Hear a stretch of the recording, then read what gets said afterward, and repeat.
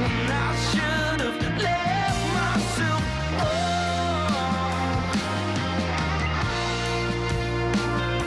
But I couldn't have, oh no, I couldn't have. I always open my gut when I shouldn't have, oh no, I shouldn't have.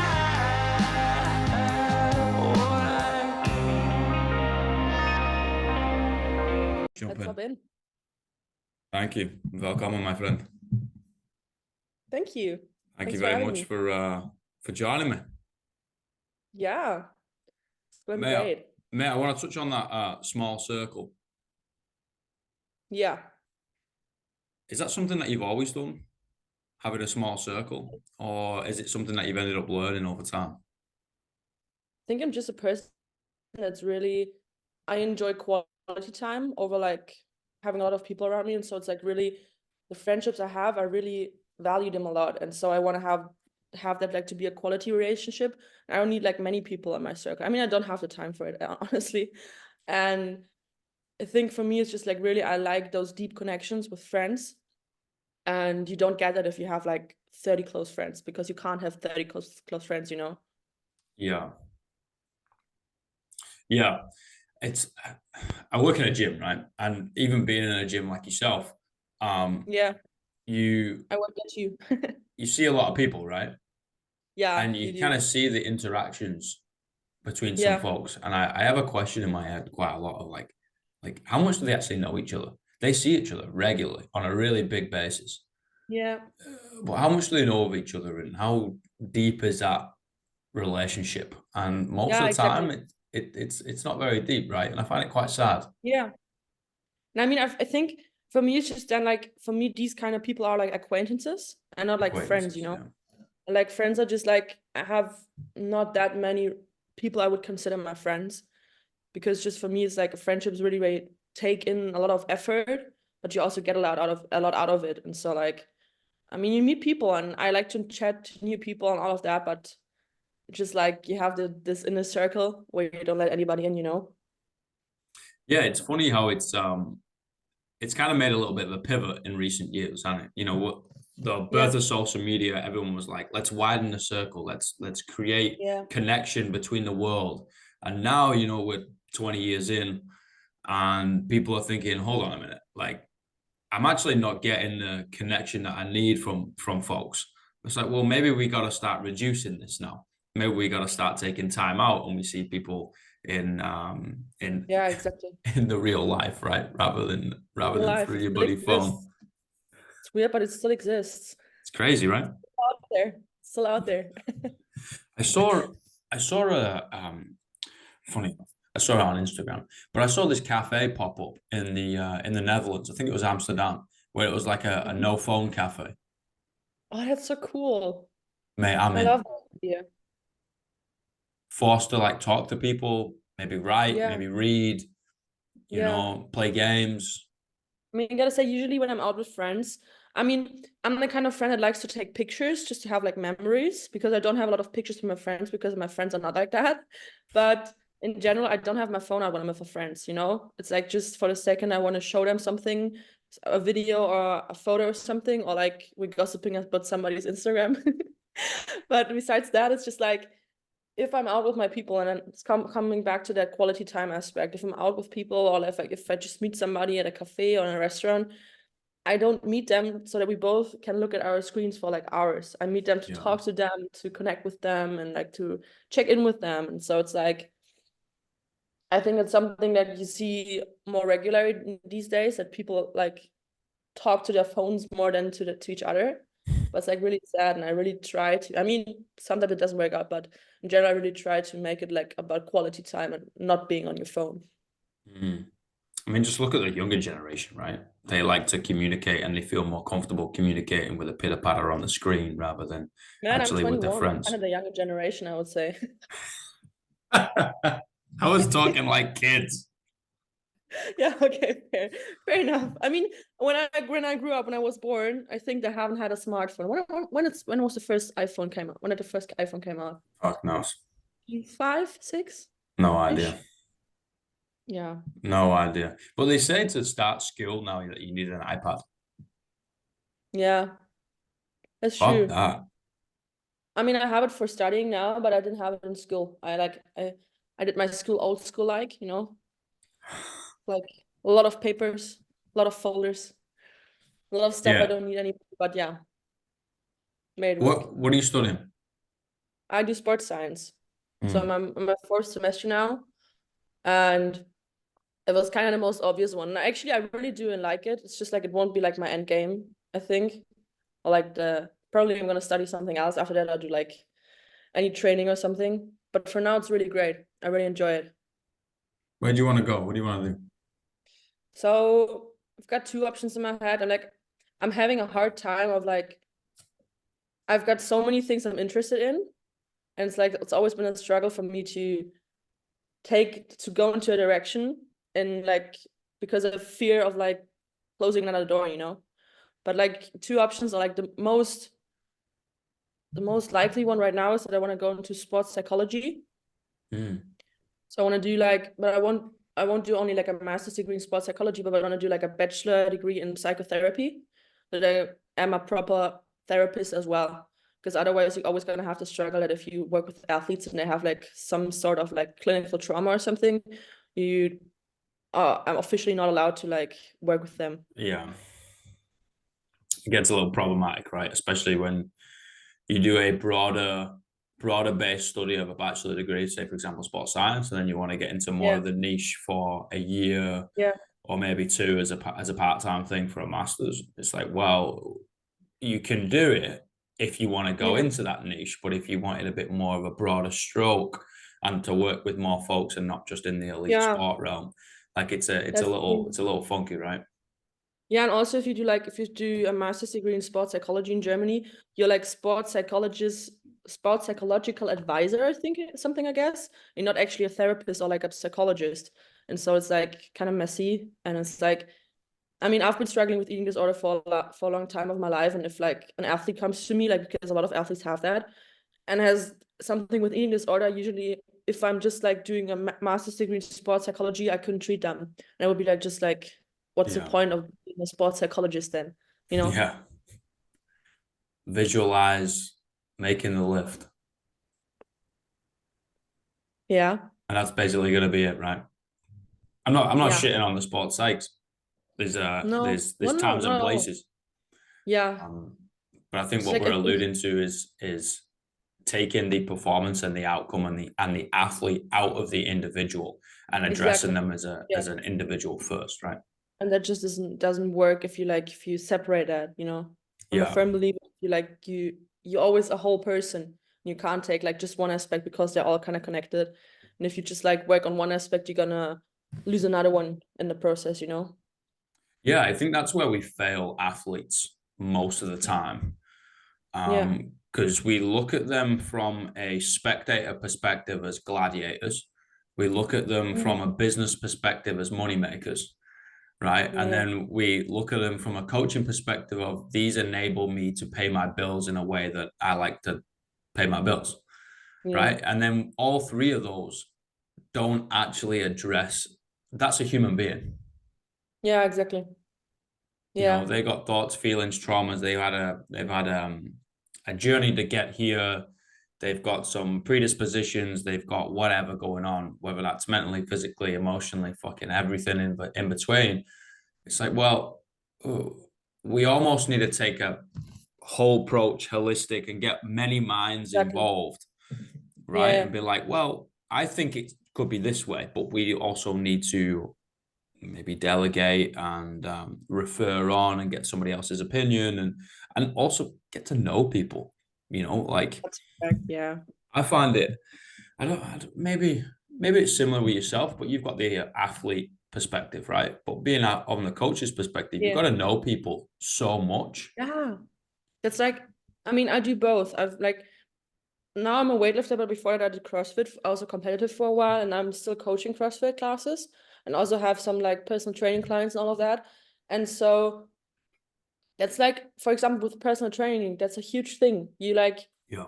of course you try to make like a good program for them, but they also want to feel comfortable around you. They want to feel that they can talk to you about stuff, you know? And like if you just see them as like an athlete or just like as, okay, I want to get you better, you probably won't make them as good as you could, because you're leaving out the mental side of a Yeah. person, or like just all that's in a person, not like just what you see on the outside. Mm. I also find it wild how you can be a qualified personal trainer and they don't actually touch on any communication and any like Yeah. psych stuff. It's like you don't have any like soft skills. You just don't have the hard skills, but like, I mean, but on the other side, like, I don't know if you can learn all of the soft skills, you know? I think some people are just more empathic than others. You can learn it to a certain degree, but like really caring about people, I don't know if you can really learn it, you know? Hmm. Can you? I don't know. I struggle with this a lot and I think about it a lot. I don't know. I really don't. Like one of my very close friends, probably my biggest mentor outside of family in my entire life. And then also there's someone that I look up to in the fitness industry, Carl, or Stead is his name. He turns around and says you can't teach give a shit. Like you can't teach someone to care. Yeah, But I totally. think we can show them the benefits of it. Yeah, You know, if you're for like, well, sure. this is what happens when you care and you put in these a little bit more time and we invest a little bit more in the soft skills and a little less sometimes in the hard skills. You know, we Mm, spend a little bit more time talking to each other than actually like, here's a barbell, just fucking squat. It's like, well, no, I gotta get to know you a little bit, and you gotta get to know yeah. me. You gotta trust me, right? Maybe I turn out to be a dickhead, and we're not gonna work together, and that's fine. Um, I think we can kind of show that, and Mm-hmm. sometimes people then can learn, and I do think we can change. I'm a big advocate of we can change. Yeah, for sure. I think environment has more weight than nature. I don't think we're just okay. I'm born this way, and this is the way I'm always going to be. I think we can learn. I think we can adapt. I think we can change. However, that empathy piece, I think there is way more people. Or You yeah. know, there's people who are way more empathetic than others, and there are folks that don't possess that trait. So I don't know. It's a big. To be honest, I really don't know. Yeah, me neither. About the part of changing, I felt like I've seen a quote on Instagram or something that was basically like between the age of 18 to 25, you're a new person every year. And you Wow. change so much that you're basically like a new person every year. And it related so much to me. And I was like, yeah, that's so true. I Yeah. mean, sure, probably not everybody, but I feel like if you really take chances in your life, you're just gonna change, and that's like I think some people might have a hard time to accept that you're gonna change and that you need to let go of some friendships or some people and or some places or whatever, some job opportunities. But if you really take chances, you're gonna change, and I think just because you said it, like you firmly believe that people can change.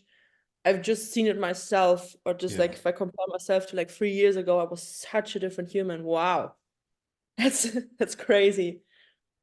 It's also exciting too, right?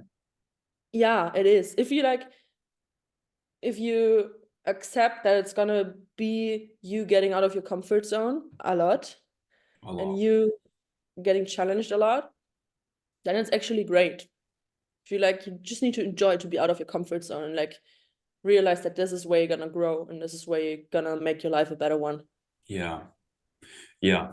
And you just got to start, like we don't have to bloody do the whole thing at once. Just got to No, start, no. Maybe that's getting up 10 minutes Awesome. early and like rubbing your eyes and Yeah, like, oh, this is really uncomfortable.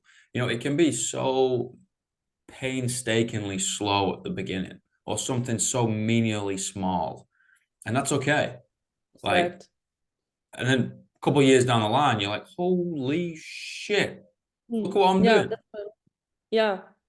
That's the whole point, that you just like you start and then you don't even realize. And sometimes, I mean, we all get stuck in these thoughts of like, oh my God, I'm not moving forward. Like all Yeah. of the people around me are so much better, da da da. But then if you like just take a moment and look back at where you were like 2 years ago, and if you started, I mean, that's the part, you know, you needed to start a change or something, and you don't even see what happens on a day-to-day basis, but you see it like on a weekly, on a monthly, and then even on a yearly basis. It's like crazy. Just if you start. Yeah, I think I'm coming up to my time in New Zealand. I ended up moving to Australia, right? And I came here 5 years ago. And I think about the bloke that got on that plane with one bag, one plane Oh, ticket, and wow. was just like, okay, let's figure this out, right?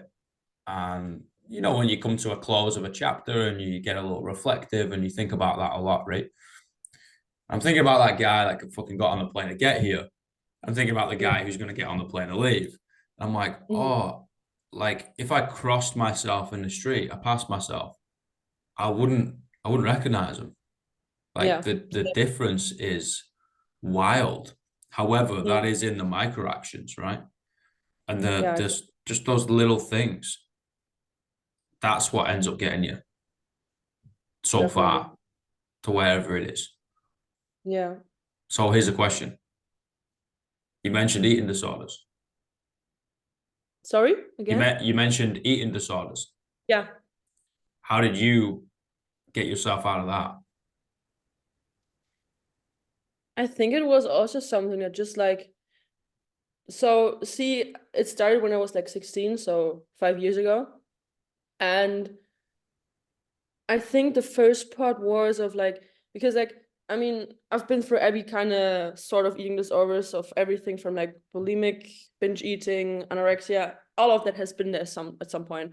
But I feel like for a long time, especially when I was out of that first phase of anorexia and I was gaining weight again and all of that, I was always telling myself, I'm out of that. Like I had an eating disorder and I didn't acknowledge that I'm still in there somewhere, you know, because I didn't want to tell other people about that. And I know it was like a huge mess. And I just last year, I accepted for myself that I still deal with it and I still struggle with it.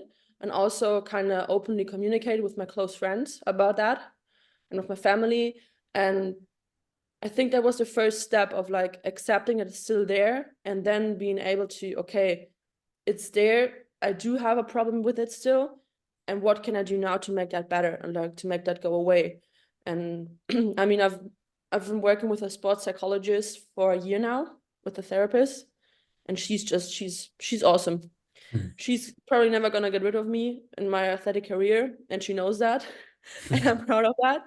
No, but like I think this was like a combination of like me accepting that it's still there and me actively wanting to put effort to like make it go away. Because like at some point, an eating disorder is kind of a coping mechanism for like stuff that happens in your life, and it does have a purpose for some people, and you need to like really accept that you have it and like really want it to go away and like want to come up with healthier coping mechanisms and like create new ways of getting out of that. And yeah, and we've been working together for a year now, and in the beginning it was still hard, like also with the weight classes and Olympic weightlifting, I struggled a lot Yeah. with that, like stepping onto the scale and all of that.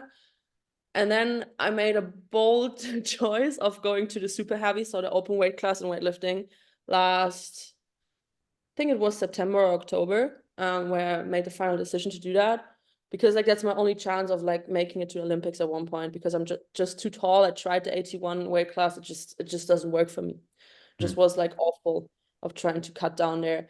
And I think this was also playing a big role of me kind of letting my body decide how it wants to look, because like for the past half year, I wasn't checking calories. I wasn't like looking for my food and all of that. I mean, I had certain staple meals and like always had something post work and all of that kind of stuff. And I just tried to eat. I just tried to eat when I was hungry and like not eat when I was not hungry, and just like getting better with food again.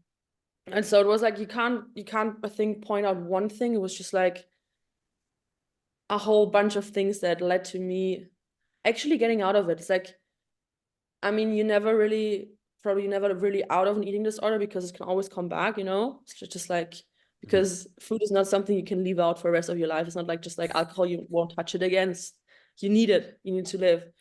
But I think for last like two to three months, I think, yeah, since January, I can really proudly say that I'm over it for now. and that I really have a good relationship with food. And that's so much freedom. And that's like so crazy. And like, I know how much work I've put in. Like, that's something I'm really, really proud of, to be honest. Mate, that's fucking beautiful. Thank you. That's really cool as fuck. You know, I speak and have spoken to a lot of addicts. In a variety of things, whether it's alcohol, whether it's drugs, whether it's gambling, whether it's fucking sex, whether it's violence, whatever it is, right? They're just kind of obsessed and addicted to something and they got to get that little hit. And the term comes up, the numbing thing, right? We kind of take the brain, we obsess over something because we're trying to get away from something else. It's that coping mechanism. Yeah. And something that has really stuck to me is like, well, I don't have to be sober. I just have to be sober for one more day. And I find that we all get a little stuck with something, whether it's food, whether it's, you know, being a little lazy, whether it's I'm in a rut of not going to the gym, I'm in a rut of fucking drinking every night, whatever it is, we all get video games, we all get something. Yeah. And that's human. And I think we villainize it a little bit too much and be like, oh, I'm a bad person because of all these things. It's not. Fact. You've been gripped by something. All right, mega. Yeah. What are we gonna do? And I found, even speaking from experience here, the more days we can stack up without having this thing gripping us by the throat, genuinely, the looser it feels on you. It definitely does. Yeah. Like I remember having conversations with the mirror. It's a little crazy, right? But you have a little conversations with yourself and you're like, oh, I am like, somebody has got me in a chokehold that I can barely breathe. Right. But at the same time, in that conversation, the rational part of your brain is like, well, if I get through this one day, and it's only a day, it's only 24 hours, time's going to tick by anyway, even if I do nothing, and wake up in the morning, I know that grip on me is going to be a little less. And if I can stack those days up, it's going to be so loose on me that I now have control again. And I think that makes sense. Yeah. we just got to take that kind of stigma off ourselves, right? Of like, oh, I'm ashamed of this because I struggle with what? I was like, what? You want to point to somebody in the world that doesn't struggle with anything? You're pointing to a picture, mate. It's just funny because I just made an Instagram story like probably half an hour ago about that, because I was like, hey guys, so training was shitty this morning, and then I went home, and then I went to work, and I just fell asleep for 3 hours because I was so smashed of training, and I'm like 2 weeks behind on uni stuff, and then I got to work, and like in the end, hey, I cooked myself dinner, and I'm really proud of making myself dinner. And that was today, because that's like, especially on social media nowadays, I mean, of course, everybody wants to share what's good in their life and what kind of great things they accomplish, because there's just like what gets more clicks and more views, and like people telling you how good you are, how great you are, whatever. And like just putting in there some reality and like doing like a reality check-in every now and then of like, hey guys, so I've been struggling with these kind of things today, and that's like just human, and I know that you all struggle with it as well, and maybe we can just all struggle together a bit. And tomorrow is a new day and we can make the most out of it. But that's real, right? And you know, going back to developing the depth of our friendships, relationships, acquaintances, just let's get a little deeper into this thing so we feel a little bit more seen and heard. It's like, yeah, well, that's showing some realness, a little bit of vulnerability, right? This strength within vulnerability, rather than here's this AI that is just picture perfect. And we're like, oh my God, look at that shiny thing in the sky. It's like, fucking hell, life's not like that.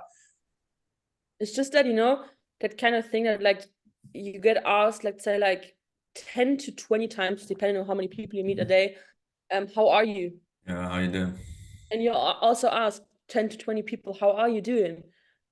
And I would probably say that like also myself, and like 80-ish% of the time, you don't say the truth, or you just say like, yeah, I'm okay, or yeah, I'm good.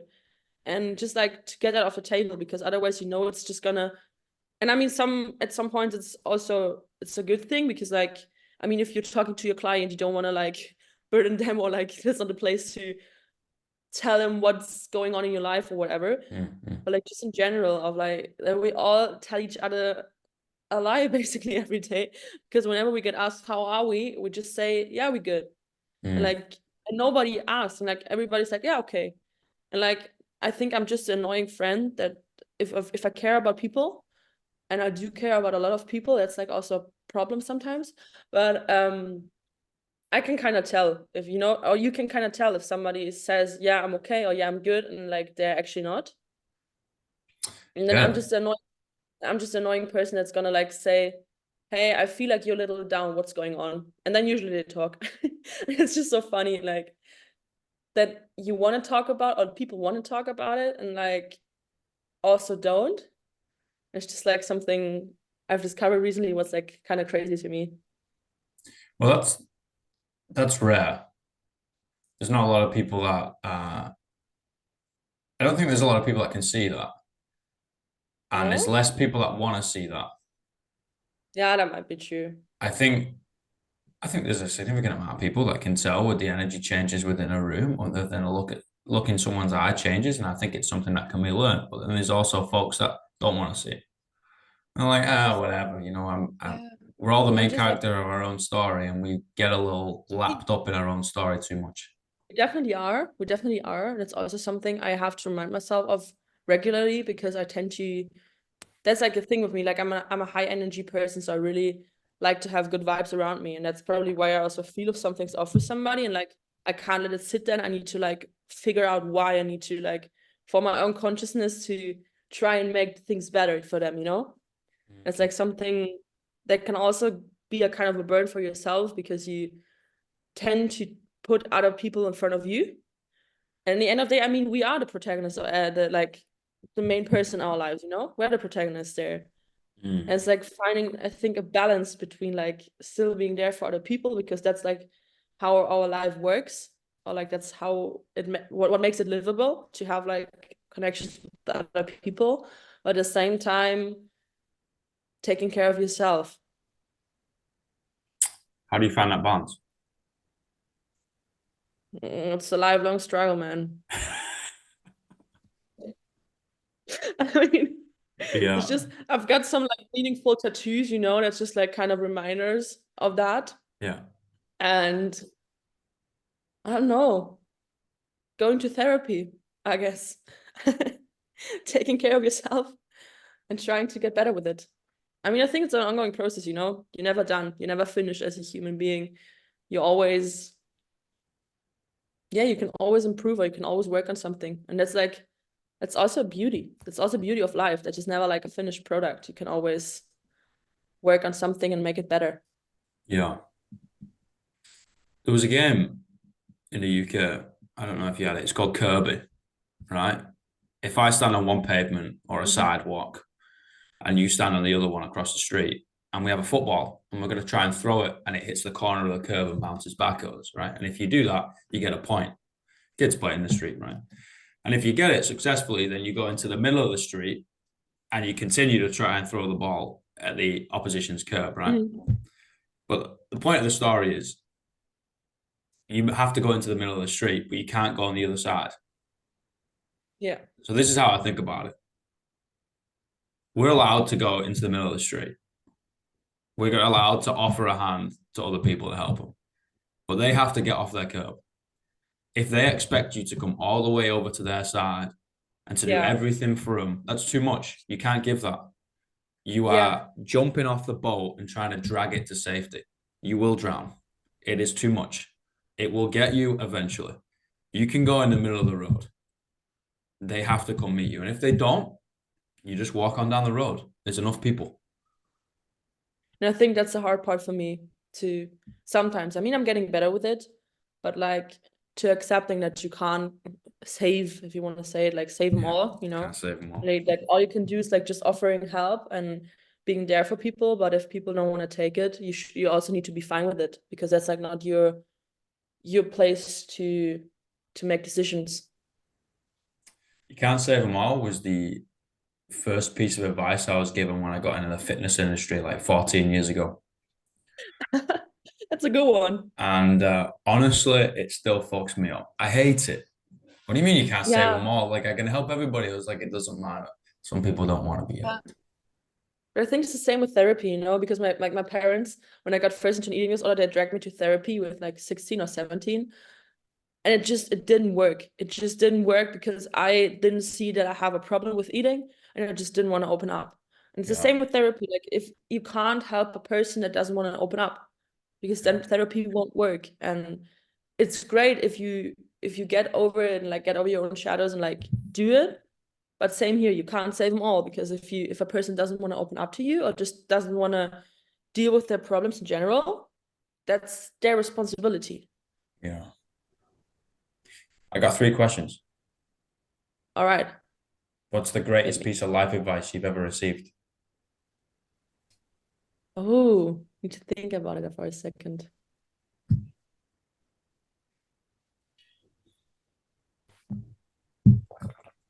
I think it's that kind of saying that like, why would you do um why would you do what every other person does if you want a different outcome? Hmm. It's probably one of the, yeah. Hmm. Yeah. Do as I say, but I don't want the life you're living. So why? Hmm. What's the worst piece of life advice you've ever received? The worst one? These are always Oh, funny. I mean, I can't come up with like a really bad one because I'm probably good at pushing them away. They just go in one ear and go out the other ear. But like just I think in youth, like when you're still in school or just like about to finish school, a lot of people, fortunately not my parents, but a lot of people in my surrounding were just like, yeah, go for a safe option, you know? Just like Hmm. do your studying, find a good job, find a safe job, and like that kind of thing of trying to go for safety and like trying to always play it safe instead of going what really sets your heart on fire. Yeah. Go for safety and security and Yeah. guarantees, but nothing's a guaranteed. No, and that's the thing. You could die tomorrow. And then I want to I want to be able to say that I don't have any regrets and that I like Yeah. no what ifs. Yeah, a funny thing for me is the safety in terms of financial, right? People are like, "Oh, go for some financial security and Yeah. safety and stuff." And I was like, "We use a made up thing that can be taken away from us by Mm. things out of our control. We have zero say in it, and they can stop us getting things with this made up thing at any time." That's The so fuck are you true. talking about? Security? There is no security in it, you know? And then they change the pricing of it, whether you got cash or whether it's on a screen, it's worth less or more. You're like, the fuck? There is no Mm. security. No, it doesn't make any sense. But hey, that's just me being existential, I think. Blonde people, crazy people. I got one more Yeah, question. What are the 3 words you would tell your younger self? 3 words, Yep. like 3 separate ones, or like can it be like a sentence? Completely up to you. These are your 3 words. Um, Trust the process. Oof. Trust yourself. Yeah. Trust the process. Mm, I like that a lot. Mate, thank you so much. This has been an honor and a privilege, mate. Yeah, it was really great. Thanks for having me again. All I right, really you enjoyed are talking. welcome back anytime. Yeah, we should do another episode at one point. And when I get to Europe, we gotta throw a barbell around. Yeah, definitely. Let's do it.